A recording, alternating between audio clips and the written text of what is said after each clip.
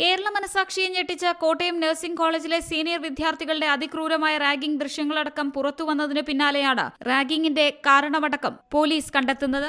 പിറന്നാൾ ആഘോഷത്തിന്റെ ഭാഗമായി മദ്യമടക്കം വാങ്ങാൻ പ്രതികൾ പണം ആവശ്യപ്പെട്ടിരുന്നെങ്കിലും പരാതിക്കാരനായ വിദ്യാർത്ഥി അത് നൽകാത്തത് പ്രകോപനമായി. പണം കൊടുക്കാതെ വന്നതോടെയാണ് കട്ടിലിൽ കെട്ടിയിട്ട് കോമ്പസ് ഉപയോഗിച്ച് കുത്തിപ്പരിക്കേൽപ്പിച്ചത്. സംഭവത്തിൽ പോലീസ് അന്വേഷണം പുരോഗമിക്കുന്നുണ്ട്. കോളേജിലും ഹോസ്റ്റലിലും അന്വേഷണ സംഘം വിശദമായ പരിശോധന നടത്തും. നിലവിൽ കേസിൽ 5 പ്രതികൾ മാത്രമാണുള്ളതെന്നാണ് പോലീസിന്റെ നിഗമനം.